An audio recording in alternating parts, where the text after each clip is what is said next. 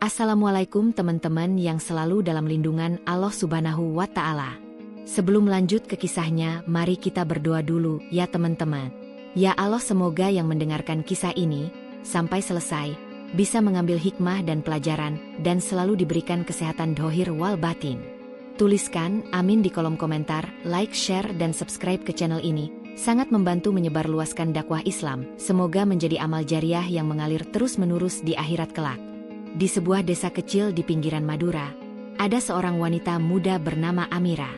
Usianya baru menginjak 23 tahun, namun kecantikannya sering membuat orang terpana. Dengan kulit sawo matang yang bersinar, rambut panjang hitam yang selalu terurai, dan sorot mata tajam penuh keberanian, Amira memiliki pesona khas wanita Madura. Namun, keistimewaannya tak hanya terletak pada kecantikannya. Amira adalah anak seorang pesilat legendaris bernama Pak Karim, seorang guru besar yang menguasai jurus-jurus pencak silat khas Madura. Sejak kecil, Amira telah dididik keras oleh ayahnya. Ia belajar teknik bertarung, ketahanan mental, dan prinsip keadilan. Amira selalu percaya bahwa kemampuan bela dirinya bukan untuk pamer kekuatan, tetapi untuk melindungi yang lemah. Walaupun ia telah menguasai banyak jurus, Amira memilih hidup sederhana, membantu ibunya berdagang di pasar tradisional desa mereka. Pagi itu, seperti biasa, Amira pergi ke pasar membawa beberapa hasil panen. Ia mengenakan kain batik sederhana dan kebaya hijau yang membuat penampilannya semakin anggun. Di pasar, ia membantu ibunya mengatur barang dagangan sambil menyapa pelanggan setia. Pasar itu selalu ramai dengan hiruk-pikuk pedagang dan pembeli. Tapi hari itu ada sesuatu yang berbeda. Di ujung pasar, terdengar keributan. Suara seorang wanita tua menangis meminta tolong, diiringi tawa kasar dua pria. Amira langsung menghentikan aktivitasnya. Nalurinya sebagai pelindung muncul seketika. Ia meminta ibunya menunggu di tempat sementara ia berjalan ke arah suara itu. Di sana, ia melihat seorang ibu tua yang dikenal sebagai Bu Sarti sedang dikepung oleh dua pria bertubuh besar. Bu Sarti adalah seorang janda miskin yang mencari nafkah dengan menjual sayur di pasar.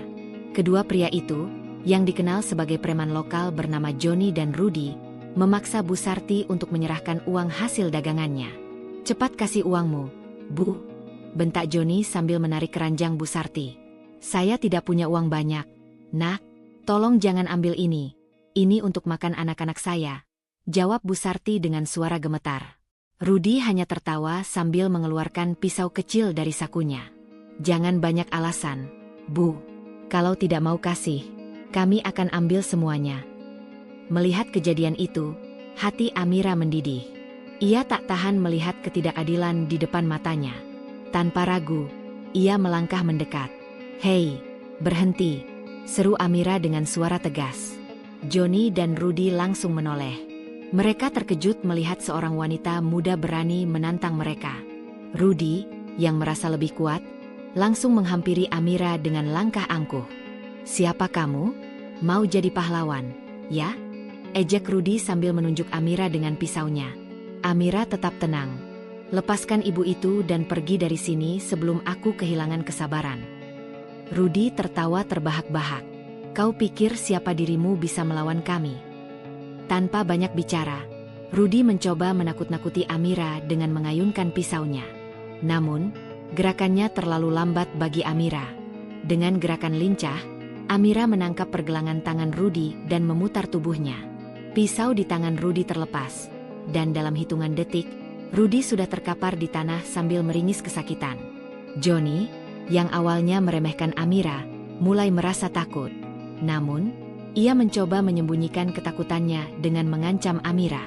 "Berani sekali kamu. Akan aku ajari pelajaran." Joni menyerang dengan pukulan keras, tapi Amira dengan mudah menghindar. Dengan jurus silatnya, Amira melumpuhkan Joni hanya dengan beberapa gerakan. Tak butuh waktu lama, Joni pun jatuh tersungkur di samping Rudi. Orang-orang yang menyaksikan kejadian itu terkejut dan kagum. Mereka bertepuk tangan dan bersorak untuk Amira.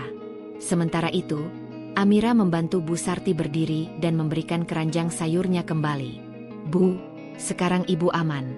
Jangan takut lagi," ujar Amira dengan lembut. Bu Sarti menangis haru. "Terima kasih, Amira. Kalau bukan karena kamu, Entah apa yang akan terjadi pada saya.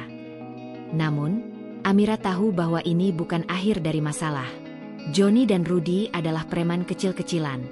Tapi di belakang mereka ada bos besar yang lebih berbahaya. Hati Amira mulai gelisah. Tapi ia bertekad untuk melindungi orang-orang di desanya, apapun risikonya. Kejadian di pasar itu segera menjadi perbincangan seluruh desa. Amira dipuji sebagai pahlawan, namun ia tidak menganggap perbuatannya sebagai sesuatu yang istimewa. Baginya, melindungi yang lemah adalah kewajiban, apalagi terhadap sesama warga desa.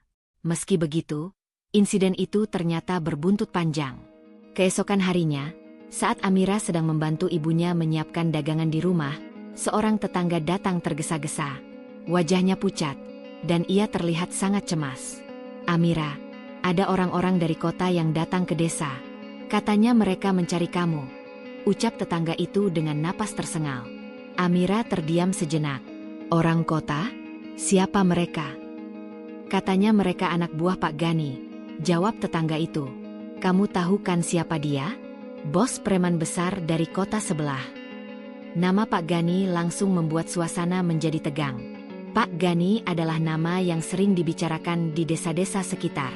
Ia adalah seorang penguasa gelap, mengendalikan berbagai aktivitas ilegal seperti perjudian, pemalakan, dan pencurian. Preman-preman kecil seperti Johnny dan Rudy hanyalah kaki tangannya. Amira menyadari bahwa melawan mereka bukanlah hal yang mudah, tapi ia tidak menyesali apa yang telah ia lakukan. "Aku mengerti," kata Amira sambil menghela napas. "Biarkan mereka datang. Aku tidak akan lari." Beberapa jam kemudian, 4 pria bertubuh kekar datang ke depan rumah Amira. Mereka mengenakan pakaian serba hitam, lengkap dengan tatapan tajam yang intimidatif. Salah satu dari mereka, yang tampaknya menjadi pemimpin kelompok, mengetuk pintu dengan kasar. Amira membuka pintu tanpa rasa takut. "Ada yang bisa saya bantu?" tanyanya tenang. "Kamu Amira, kan?" tanya pria itu dengan nada mengancam. "Kami dengar kamu berani melawan orang-orang kami di pasar kemarin. Pak Gani tidak suka dengan orang yang ikut campur urusan kami." Amira menatap pria itu dengan dingin. "Kalau urusan yang kalian maksud adalah memalak seorang ibu miskin, maka aku akan ikut campur setiap saat. Aku tidak peduli siapa bos kalian." Mendengar jawaban Amira, pria itu tertawa mengejek. "Berani juga kamu? Ya, tapi kamu tahu, melawan kami ada risikonya. Kalau kamu tidak mau celaka, lebih baik kamu pergi dari desa ini." "Kalau kalian pikir ancaman seperti itu akan membuatku takut, kalian salah besar," balas Amira dengan tegas. "Aku tidak akan membiarkan kalian merusak desa ini." Pria itu semakin kesal. "Baiklah, kalau begitu, anggap ini peringatan terakhir. Kami akan kembali, dan saat itu kami tidak akan hanya bicara." Setelah mereka pergi, Amira kembali ke dalam rumah. Ibunya, yang mendengar pembicaraan itu dari dalam, tampak khawatir. "Amira, kenapa kamu melawan mereka? Orang-orang itu sangat berbahaya. Aku tidak mau kehilangan kamu, nak." Amira menggenggam tangan ibunya. "Bu, aku tidak bisa tinggal diam. Mereka sudah terlalu lama menindas orang-orang di sini. Kalau kita terus membiarkan mereka, kita semua akan menjadi korban." Namun, di balik keberaniannya, Amira tahu bahwa ia harus mempersiapkan diri. Ancaman dari Pak Gani bukanlah hal yang bisa dianggap remeh. Malam itu, Amira pergi ke padepokan tua tempat ayahnya dulu melatih para murid. Meskipun ayahnya sudah meninggal, tempat itu masih terawat dengan baik karena Amira sering berlatih di sana.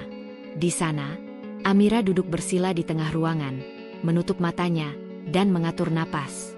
Ia memusatkan pikirannya, mengingat setiap pelajaran yang diajarkan oleh ayahnya. Gerakan-gerakan silat, teknik bertahan, dan prinsip-prinsip keadilan yang selalu ditekankan oleh ayahnya terulang kembali dalam benaknya. Setelah beberapa jam berlatih, Amira merasa lebih siap.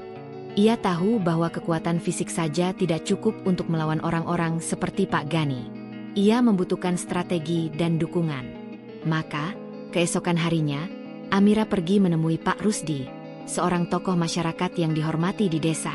"Pak Rusdi, saya membutuhkan bantuan Anda," kata Amira ketika mereka bertemu di balai desa. Pak Rusdi mengangguk. "Aku sudah mendengar apa yang terjadi. Amira, kamu memang berani, tapi melawan Pak Gani dan anak buahnya bukan hal yang mudah. Apa rencanamu? Saya ingin melindungi desa ini, tapi saya tidak bisa melakukannya sendirian. Kita harus bersatu dan menunjukkan bahwa kita tidak takut pada mereka, jawab Amira penuh keyakinan. Pak Rusdi merenung sejenak, lalu mengangguk. Baiklah, aku akan mengumpulkan para warga. Tapi kamu harus hati-hati, Amira. Orang seperti Pak Gani tidak akan tinggal diam. Hari itu, Pak Rusdi memanggil para warga untuk berkumpul di balai desa. Amira berdiri di depan mereka, menjelaskan situasi yang sedang dihadapi. Kita tidak bisa terus hidup dalam ketakutan, katanya dengan suara lantang. Kalau kita bersatu, kita bisa melawan mereka. Desa ini adalah rumah kita, dan kita harus melindunginya. Pidato Amira membakar semangat para warga. Mereka setuju untuk saling membantu dan melaporkan setiap aktivitas mencurigakan. Sementara itu, Amira tetap waspada, mengetahui bahwa ancaman dari Pak Gani masih menggantung di atas mereka. Di malam yang sunyi, Amira duduk sendirian di teras rumahnya, merenungkan apa yang akan terjadi. Ia tahu bahwa pertempuran sesungguhnya belum dimulai, dan musuh yang akan dihadapi jauh lebih kuat dari yang pernah ia lawan sebelumnya. Namun, di balik semua ketegangan itu, ia merasa yakin bahwa kebenaran akan selalu menang. Malam itu terasa lebih sunyi dari biasanya. Meski desa sudah bersiap menghadapi ancaman, Amira tahu bahaya bisa datang kapan saja. Ia tidak tidur semalaman, matanya terus mengawasi keadaan sekitar. Suara angin yang berhembus membawa hawa dingin, namun hati Amira tetap tegar. Keesokan harinya, sebuah kabar mengejutkan datang. Salah satu warga, seorang pedagang kecil bernama Pak Mahmud, melaporkan bahwa kelompok preman Pak Gani telah terlihat mendekati desa. Mereka datang dengan jumlah lebih besar, dipimpin langsung oleh orang kepercayaan Pak Gani, seorang pria berwajah seram bernama Malik. Malik dikenal sebagai Algojo kejam. Tak ada yang berani melawan perintahnya, dan kehadirannya selalu menjadi tanda bahwa situasi akan berakhir buruk. Bersama belasan anak buahnya, Malik mulai mendatangi pasar tempat insiden sebelumnya terjadi. Mereka membuat keributan, membalikkan meja dagangan, dan mengintimidasi para pedagang.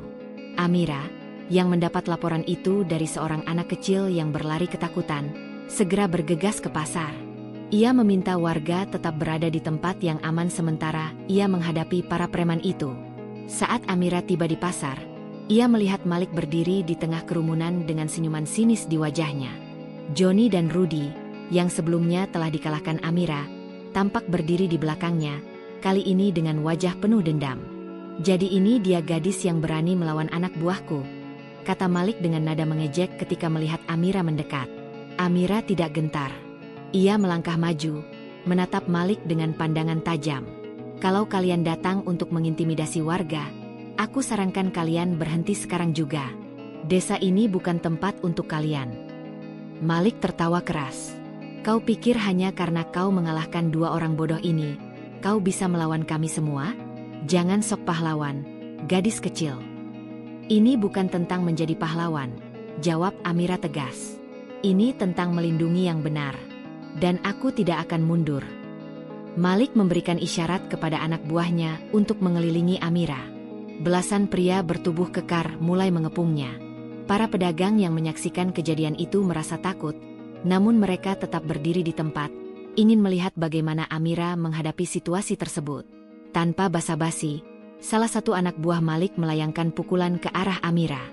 Namun, Amira dengan cepat menghindar dan melumpuhkannya dengan satu gerakan cepat. Serangan itu memicu perkelahian sengit. Satu persatu anak buah Malik menyerang.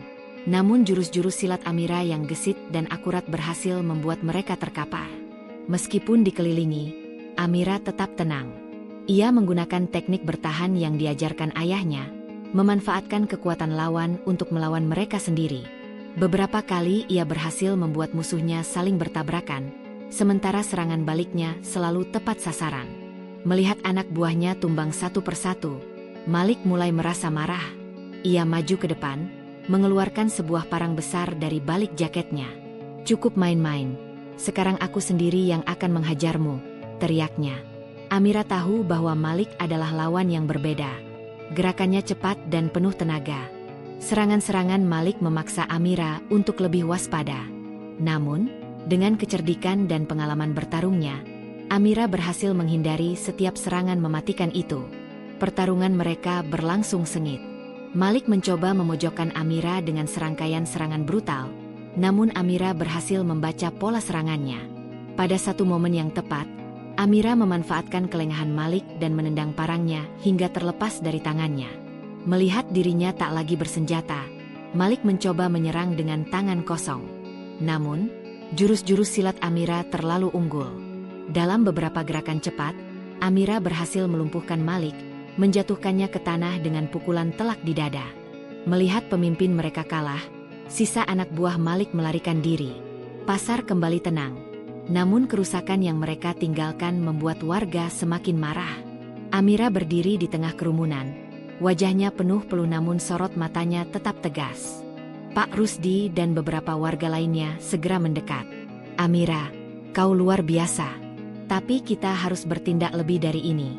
Pak Gani tidak akan tinggal diam setelah Malik kalah. Amira mengangguk. Benar. Kita harus melawan sampai ke akar masalahnya. Kita harus mengusir mereka dari desa ini selamanya. Dengan bantuan warga, Amira mulai merancang strategi untuk menghadapi ancaman selanjutnya. Mereka sepakat untuk memanfaatkan sumber daya yang ada di desa, seperti bambu runcing dan jebakan sederhana, untuk melindungi desa dari serangan berikutnya. Namun, Amira tahu bahwa langkah ini hanya akan menunda masalah. Satu-satunya cara untuk benar-benar menghentikan teror Pak Gani adalah menghadapi dirinya langsung. Malam itu, Amira memutuskan untuk mengambil langkah berani. Ia akan pergi ke markas Pak Gani di kota sebelah. Ia tahu bahwa ini adalah misi yang sangat berbahaya, tapi ia tidak ingin desa dan warganya terus hidup dalam ketakutan. Dengan tekad yang bulat, Amira mempersiapkan diri untuk menghadapi pertempuran terbesar dalam hidupnya. Malam itu, Amira memulai perjalanannya menuju kota sebelah, tempat markas besar Pak Gani berada. Sebelum pergi, ia berpamitan kepada ibunya dan Pak Rusdi. Meski mereka khawatir, mereka tahu bahwa tekad Amira sudah bulat. Dengan membawa keyakinan dan ilmu yang diwariskan oleh ayahnya, Amira melangkah menuju sarang musuh. Markas Pak Gani terletak di sebuah gudang tua yang tersembunyi di pinggir kota. Tempat itu dijaga oleh belasan preman bersenjata yang selalu siap melindungi bos mereka. Namun, Amira telah mempelajari rute menuju tempat itu dan menyusun rencana matang. Ia tidak akan menyerang secara frontal, melainkan menggunakan kecerdikan dan kecepatan yang menjadi keahliannya. Sesampainya di dekat gudang, Amira bersembunyi di balik pepohonan. Ia mengamati setiap penjaga, mencari celah untuk masuk. Setelah beberapa saat, ia melihat salah satu penjaga berjalan menjauh untuk merokok. Amira mengambil kesempatan itu. Dengan gerakan cepat dan senyap, ia melumpuhkan penjaga tersebut tanpa suara. Ia kemudian mengambil kunci yang tergantung di pinggangnya. Amira memasuki gudang melalui pintu samping. Di dalam, ia mendapati beberapa preman sedang berjaga. Tanpa ragu, ia menghadapi mereka satu persatu. Pertarungan di ruang sempit itu berlangsung sengit. Amira menggunakan semua ilmu silatnya untuk menghindari serangan dan melumpuhkan lawan. Dalam waktu singkat, semua penjaga di lantai bawah telah dikalahkan. Amira melangkah menuju lantai atas, tempat Pak Gani biasa berada. Di sana, ia menemukan Malik yang duduk dengan wajah penuh amarah. Meski telah kalah di pasar, Malik kembali dengan semangat balas dendam. Kali ini, ia bersenjata lengkap dengan tongkat besi di tangannya. "Aku sudah menunggumu, Amira," kata Malik dengan nada penuh kebencian. "Kali ini kau tidak akan menang." Amira hanya tersenyum tipis. "Kau salah, Malik. Aku tidak pernah berniat menang darimu. Aku hanya ingin menegakkan keadilan." Pertarungan antara Amira dan Malik kembali terjadi, kali ini lebih brutal. Malik menyerang dengan kekuatan penuh, memukul dengan tongkat besinya tanpa henti. Namun, Amira tetap tenang. Ia menggunakan teknik bertahan yang diajarkan ayahnya, menghindari setiap serangan dengan lincah. Ketika Malik mulai kelelahan, Amira melihat celah. Ia memanfaatkan momentum itu untuk menyerang balik. Dengan sebuah tendangan kuat, ia menjatuhkan tongkat besi dari tangan Malik. Lalu, dengan gerakan yang cepat, ia melumpuhkan Malik untuk kedua kalinya. Kali ini, Malik tidak lagi mampu bangkit. Setelah melumpuhkan Malik, Amira melangkah menuju ruangan utama. Di sana, ia akhirnya berhadapan dengan Pak Gani, seorang pria parubaya dengan wajah dingin. Di sampingnya, beberapa anak buah yang masih tersisa bersiap melindunginya. "Kau berani sekali datang ke sini, Amira," kata Pak Gani dengan nada sinis. "Kau pikir seorang gadis kecil seperti dirimu bisa menghentikan usahaku?" Amira menatapnya tajam. "Ini bukan soal siapa aku, tapi soal apa yang benar. Aku tidak akan membiarkanmu terus menindas desa kami." Pak Gani tertawa. "Keberanianmu mengagumkan, tapi sayang sekali itu tidak cukup. Aku akan memastikan kau tidak akan kembali ke desa itu." Pak Gani memberikan perintah kepada anak buahnya untuk menyerang. Pertarungan sengit pun terjadi. Meskipun dikeroyok, Amira menunjukkan kehebatannya. Ia menggunakan setiap jurus yang ia kuasai untuk melawan. Satu persatu anak buah Pak Gani tumbang, hingga akhirnya hanya tersisa Pak Gani sendiri. Pak Gani, yang selama ini hanya mengandalkan anak buahnya, tampak kebingungan. Ia mencoba melawan Amira, namun serangannya tidak sebanding. Dalam beberapa gerakan, Amira berhasil menjatuhkan Pak Gani ke lantai. Dengan nafas terengah, Pak Gani menatap Amira penuh kemarahan. "Kau pikir dengan mengalahkanku, semuanya selesai? Akan selalu ada orang seperti aku." Amira mendekat dan menatapnya dengan tegas. "Mungkin, tapi selama ada orang-orang seperti aku, kau tidak akan pernah menang." Amira kemudian menyeret Pak Gani keluar dari gudang. Ia menyerahkannya kepada pihak berwajib yang telah dihubungi oleh Pak Rusdi. Ternyata, setelah Amira berangkat ke kota, warga desa bekerja sama dengan kepolisian untuk memastikan bahwa kejahatan Pak Gani berakhir di jalur hukum. Keesokan harinya, berita penangkapan Pak Gani tersebar luas. Desa Amira kembali tenang, dan para warga merasa bersyukur atas keberanian dan pengorbanan Amira. Mereka menggelar syukuran kecil untuk merayakan kebebasan desa dari ancaman. Namun, Amira tidak menganggap dirinya sebagai pahlawan. Ia hanya menjalankan apa yang ia yakini benar. Meski perjuangannya telah usai, ia tetap berlatih dan berjaga-jaga. Baginya, melindungi yang lemah adalah panggilan hidup, dan ia siap untuk melakukannya kapanpun diperlukan. Akhirnya, desa itu kembali damai, dan nama Amira dikenang sebagai simbol keberanian dan keadilan di hati setiap warganya. Saya harap teman-teman semua menyukainya. Dan apabila ingin mendengar lebih banyak kisah-kisah menarik, jangan lupa untuk like, komen, dan subscribe.